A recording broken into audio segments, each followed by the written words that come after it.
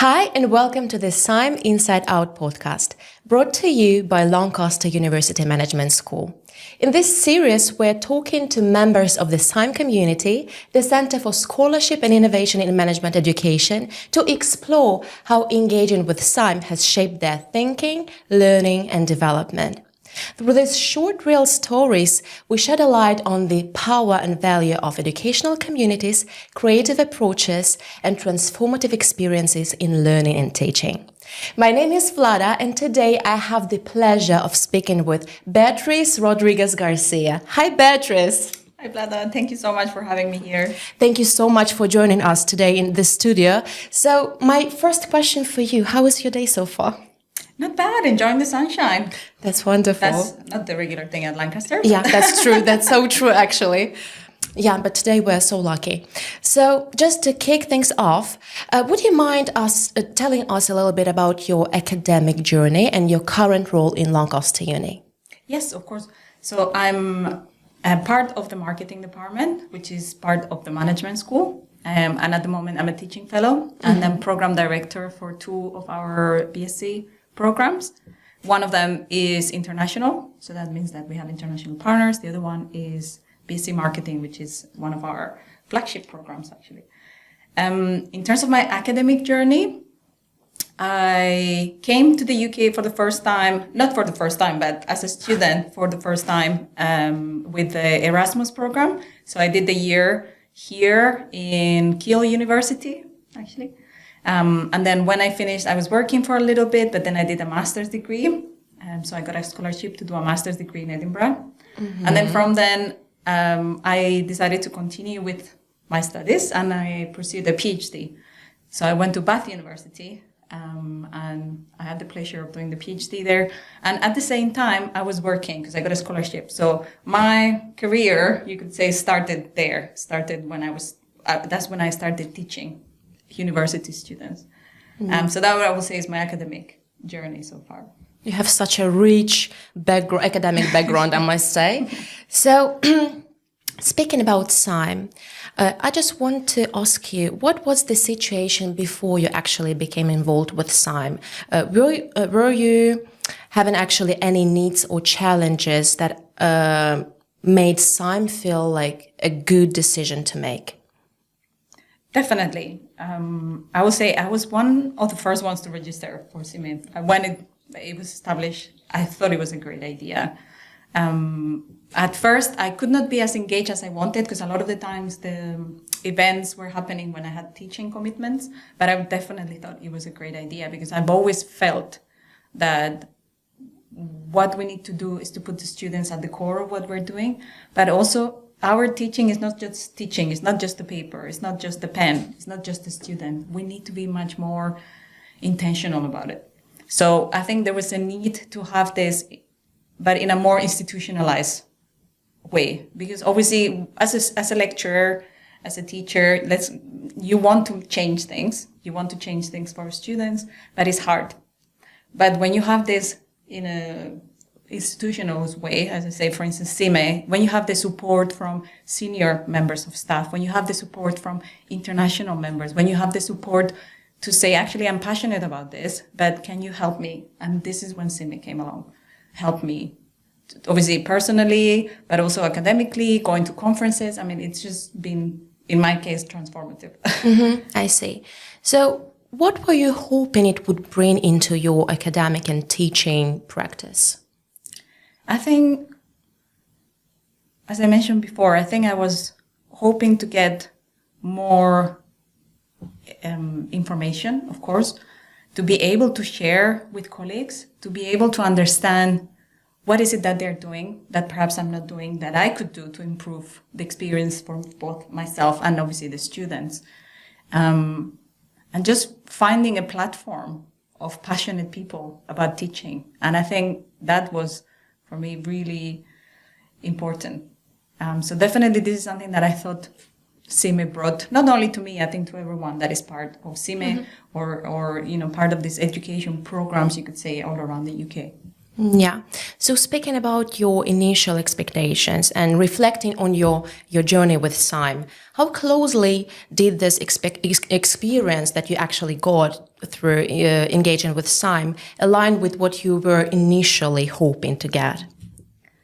I think, to be honest, when I first registered with SIME, I wasn't too sure what I was expecting. I was definitely hoping to have collaboration with colleagues from here, from afar, but I think it has really exceeded my expectations.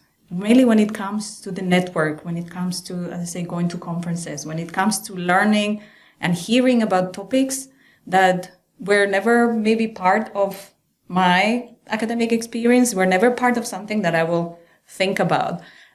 So not long ago, we actually went to London for SIME, and we learned about many different experiences. And someone was talking about, for example, using the body as a teaching and learning tool as well. And it was amazing. I never even thought about that. But thanks to this, thanks to SIME, thanks to the conference, it just opened my mind so much. And obviously, sometimes you will learn about things. It doesn't necessarily mean that I might do it. But if I don't do it, maybe I will go to a colleague and say, look, actually, I heard about this. Would you like to learn a bit more? I prepared a little newsletter to send to the SIME colleagues, those that could not attend, so that we could share that, as well as it's not only we are attending a conference, we're hoping that we're attending and then we can share something with you. And I think all of this was not in my initial thinking of, but I think it has developed over time. And obviously having Radka, fantastic mentor, a fantastic colleague to talk, to work with. So I'm just really happy to have that experience for sure. That's wonderful. And once you became the member of SIME, how would you describe the environment and the culture within the center? I think it's great. I mean, I know there have been so many different events.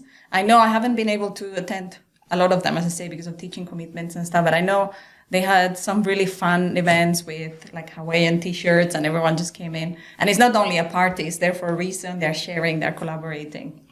So I think in general, the ambience is really good.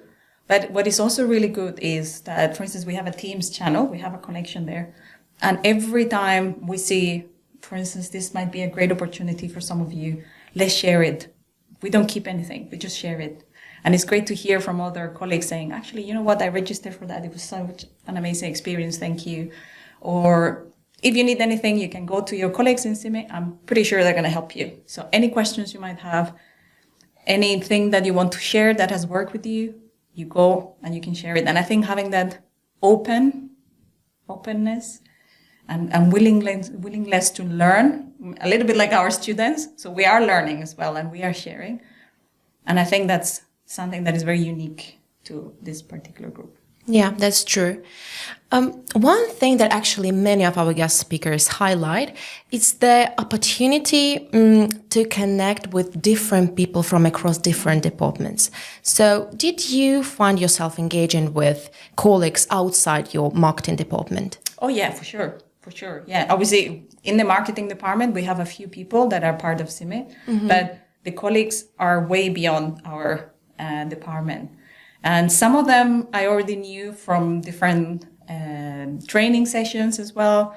But it was just great because we don't have opportunities like this every day because obviously we're all in different buildings and sometimes you might see them here and there, but it was nice to have that platform to share. And when we all come together, you know, it feels like we're a big family. So it doesn't matter which department you're from, but it's really nice to learn also. What are they doing? What are they doing in accounting and finance? What are they doing in psychology? What are they doing that maybe we could also do in marketing? And the other way around. Is there something that is working for us that we can share with them? And I think that's the beauty of it. We're not a department, we are a university. Yeah. And beyond that, we are an educational institution. So education should be, or it has to be at the core of what we do. And I think that's part of the message as well of SIME as well. Yeah. So was there something that actually surprised you about this cross-departmental collaborations? I wouldn't necessarily say surprising. I would say it has definitely been useful, as I mentioned before, to learn what others are doing, in what respect. Is there anything that we can apply to our own educational situation that we have in marketing, in LAMS, in the university? And I think that has been enriching, because sometimes we feel like we're in our little houses, but we're not. As I say, we're just one big community, and we need to share those practices. What works and sometimes what doesn't work as well. It's good to learn, like, actually that didn't work, so maybe let's rethink about it. Yeah. So from everything I've heard from you, we can actually infer that working with colleagues from different departments actually influenced the way you approach teaching and research practice, right? Definitely, yeah. Before, learning from maybe different activities that other people might be doing, whether that is a flipped classroom or whether that is providing particular feedback elements to students. I'm just making it up right now, but these are things that I heard before and things that I try to implement in my teaching. So definitely I would say it has an influence. But I would say not only with colleagues, the networks that I've built thanks to all these conferences and opportunities, also again thanks to SIME, has been really, really useful for me. And I think that's one thing that I will say it's very positive, very valuable. We had from giving some talks online, giving talks in person in conferences, hearing feedback from colleagues on what you've done. Again, not only from Lancaster, obviously some of them attended as well, but beyond. So definitely, yeah, it makes a difference. Yeah, that's wonderful. And did your interactions with fellow SIME members result in some sort of collaborations, something like joint projects or initiatives? Yes. So, although they are also my colleagues in the department, but we did present in a couple of places together, and we are both part of SIME as well. So I would say definitely that has helped. But I'm hoping, this is something that is kind of still ongoing, and I'm hoping some of these new collaborations will come along soon. Some ideas are there in the pipeline, and things that I want to do, things that I want to share, but I think slowly they will definitely come. I see. So just reflecting on the experience that you got from SIME, did any of those ideas, insights, including those from working with other people from other departments, translate into changes in your teaching and research practice? Yes, for sure. I think one of the main areas of teaching for me is business simulation. And this is actually marketing strategy, which it can be quite intense for both staff and students. But it's a fantastic opportunity because students are basically managing their own company, a simulated company, but the decisions they have to make are real in the sense that everything they do will affect them, will affect their company and whether it's successful or not. So we have different rounds of the simulation that they have to go through. And one of the things that I've been very interested in the past is in terms of the academic side of things. So I've been very interested in the past to see, for instance, feedback and the value of feedback, and hearing from SIME colleagues, again, the ones that are here, and obviously other colleagues that are also in the SOTO arena, and hearing how valuable feedback is, but also when the feedback is valuable. Because that was also something, yeah, okay, we're going to give feedback, okay, we're going to do this, but when do we have to do it? And how do we have to do it? So what I mentioned before about being more intentional, reflecting more on our own teaching. Again, teaching is not teaching. Students are humans, we are humans, but how can we make this the best experience for them? So because of that, then I started thinking about that teaching. And last year, I started introducing some seminars, which allowed the students to talk about some of the decisions they had made, get a little bit of feedback for that. But this is a constant learning experience. And we're learning, obviously, from colleagues, but also from our students. So I'm hoping for the next year to get all of this, and again, trying to improve for those students. And in the, you could say, apart from the academic side of things, as I mentioned before, I'm also a program director for 2 programs. One of them is an international program, International Business Management.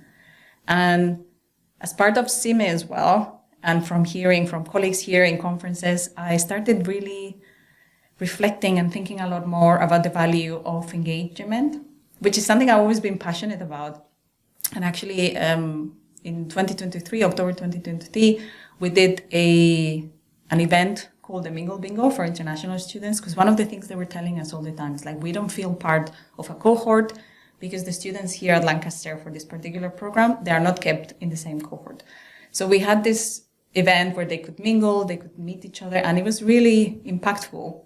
Back then, we didn't know how important it was going to be. So obviously, you know, if I knew, I would have done certain things differently, but the students were really happy. And I got awarded the Dean's Award, actually, for it. But in recent conferences, and also in SIME and sharing with colleagues, I started exploring a lot about the idea of engagement, but also something called playful learning, which is actually a way of helping the students learn, not like children necessarily, but how can we bring this playfulness into this idea of belonging, engagement with, obviously, we want them to engage with the curriculum, but we also want them to engage as students, as part of something. So yeah, this is something it's ongoing, I'm exploring, and obviously I'm hoping that I can continue presenting on, but that has been kind of my focus recently.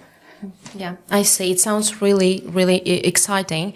So once you became actually implementation of this small changes and such projects as simulation that you've already described, has you noticed any outcomes, new outcomes from your students, from maybe colleagues or your own development? I think, well, I more or less covered quite a lot of that already. But I think in general, what I would say in terms of outcomes is about the feeling that the students are a lot more engaged, a lot more confident as well. So I think that brings to the forefront this idea that yes, you're here to learn, but if you're given the right tools as a teacher, if you go beyond just teaching something, that's when you can really make a difference. And I think, for instance, in the past year, I had students coming to me because, for instance, marketing simulation, as I mentioned before, can be quite challenging.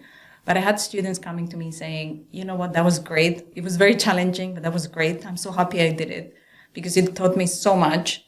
And then I had students, because I've been doing this for a few years now, students that have left the university, and then from time to time I get emails from them and them saying, your teaching changed the way I feel about certain things, like the way I feel about marketing, for example.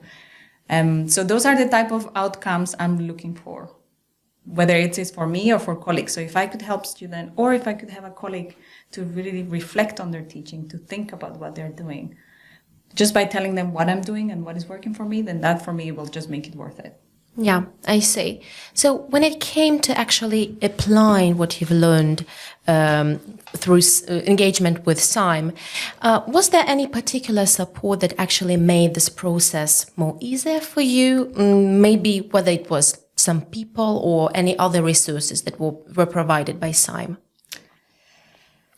Well, in terms of resources, I will say at the moment having that platform seems to be the most useful for us, because we can learn about different opportunities. We can learn about conferences. We can learn about online courses. I recently shared with the rest of the SIME group an online course developed by 2 lecturers in another university, which is all about engagement and student and so on. It's a 5-week course actually, but it's very intense, but really, really helpful. So we posted it there. A lot of people mentioned, yeah, we're going to do it. You get a little certificate at the end. So I think that platform for me has been the most valuable in terms of the resources. Also, the fact that SIME has been able to provide for different conference registrations and things like that, because sometimes you might want to share, the knowledge. You might want to attend, but sometimes you don't always have the means, or you don't always have the capacity. So I think that has been incredibly useful as well. Whether that is paying for a train ticket or just finding all these conferences, because obviously there are so many. So just having them in one space. And then you can decide, actually, yes, I can attend this one, I cannot. But, and beyond that, I would say, because we found opportunities. I attended conference, of course, about teaching and learning, but also recently I attended a really, really interesting conference on leadership and leadership and kindness, thanks to SIME as well. So yes, we reflect on our teaching, but we also reflect on so many other things. And I thought that was a great opportunity. So I would say this is the most valuable resource, the connections, the network. And really, thanks to SIME, I've been doing different talks. I'm still ongoing with different things. I applied to write a book chapter. It was rejected, but still, you try, and then obviously you get the rejection and you just move along. But at least you have that. And as I say, I found it really useful to have everything in one place. And of course, Radka is really amazing, sending reminders, sending us emails, or, have you seen this opportunity? This might be good for you. So I'm really thankful for her input as well, because she makes SIME what it is. Yeah, that's wonderful.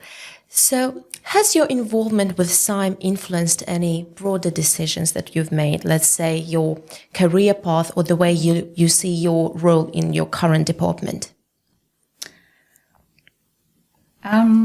That's a really good question. I would say in many ways, yes. It's made me more aware, more intentional, as I said, about my teaching, learning, about reflecting as well. But I think it has also given me the courage to do a lot of things that I never thought I could do. For example, obviously going to conferences, I've done it before, but then they were much more in the academic side of things. But I was always passionate about this teaching, but I thought, is someone really interested in what I have to say? Like, will that be okay? And it was great having someone saying, actually, yes, we're interested. Do you want to send a submission? Do you want to send all of this together as a collaboration? Would you want to come to this conference? Sometimes to present, sometimes not. But having that courage, having that platform, actually, look, you're passionate about this. Why don't you present about it? And some really interesting opportunities. For example, just very recently, I sent a proposal for, it's actually called a lightning talk. And it's 5 minutes and then 5 minute Q&A.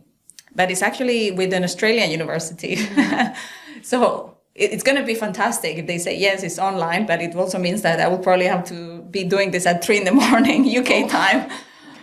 But still, like all these things that I never thought, should I go for it? Should I? And slowly, by going to more conferences, by talking to more SIME colleagues, by doing all of this, now I find myself in a position to say, actually, you know what I'm doing is interesting. And obviously what others are doing is really interesting. So yeah, I think in a way that's shaping my career as well. Who knows? Because obviously I'm trying to embed all of this into the programs as well. So I think making those changes beyond us as a person, like obviously for us, the most important thing is making those changes that will work for students. So yeah, I think hopefully it will change my career by moving upwards and finding new opportunities, maybe new leading roles. So thinking about the future of SIME, what changes do you think could make it even more valuable and impactful for SIME members? I think at a personal level, I'm quite excited about obviously continuing to develop my scholarship and this idea of experiential learning as well, through the simulation, but maybe through others as well. And I think for SIME, I'm really looking forward to see where else we can go. Because so far it has been amazing. And I think, and it's just kind of the beginning, of course, but let's see where else we can go. Let's see what else we can learn about, because I feel like mainly in the last few months, that's when all the conferences are happening and a lot of conversations and interactions. But let's see what other collaborations can happen from this. both here, obviously in Lancaster and others. Hopefully have more colleagues joining SIME. Of course, that would be great. Trying to bring more people on board. Trying to bring more maybe publications out of things that are happening with colleagues. So I'm happy and excited about all of this and looking forward to see what the next year brings for SIME and, for all of us. Yeah. So as we're coming to our final question, I would like to ask you, Beatriz, what would you say to a colleague who is on the fence about joining SIME, probably because they may not see themselves as a typical innovator in research and teaching practice? So what I will say to someone that is on the fence between joining or not joining, I would say definitely join. Whether your interest in teaching is little or a lot, just join, because you're going to learn something for sure. And it's a very inclusive space. You're going to find someone that is going to support you, someone that is going to help you. So please definitely join. And if you're on the fence and you want to discuss, I'm pretty sure Radka will be happy. I will be happy. Any of the members of SIME will be happy to have a discussion and see how it can help you and how it can develop your teaching and learning. So please come forward, message me. I'm more than happy to discuss this with you. That's wonderful. Beatriz, thank you so much for this insightful conversation. And for all of you who are listening, thank you for being with us today. If you're curious about joining SIME or just want to find out more about our center, please visit us at www.lancaster.ac.uk/LUMS/in Research Center section, or just find us on LinkedIn.